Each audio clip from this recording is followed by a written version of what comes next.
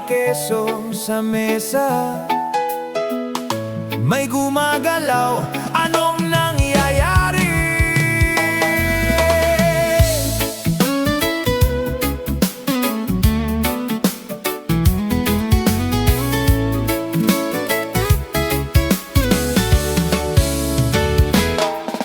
Sa unang tingin nakala mo ordinary lang na keso, pero pag tinitingnan mo ng mabuti, may gumagalaw sa loob nito.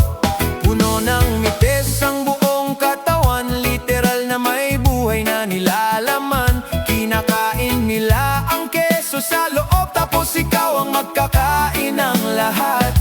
Sabi ng iba, masarap daw. Sabi ng iba, exotic na pagkain.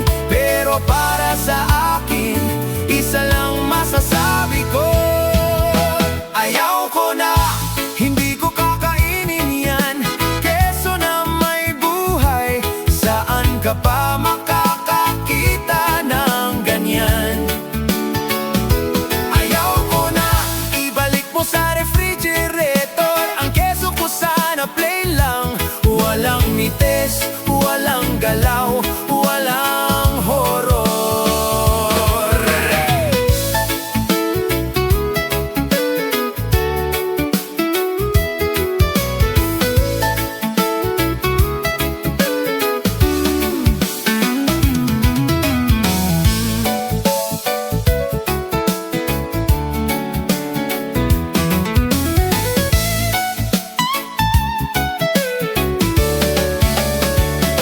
Sabi nila sa Europa, uso ito, delicacy raw, high-end na pagkain.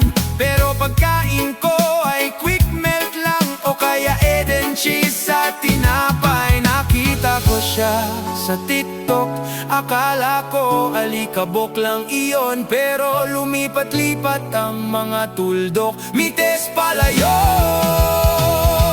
Ayaw ko na, hindi ko kakainin yan. Keso na may buhay, saan ka pa makakakita ng ganyan?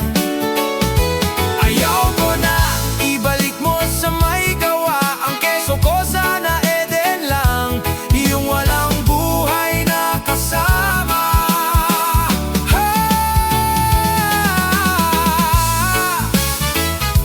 Keso, mites,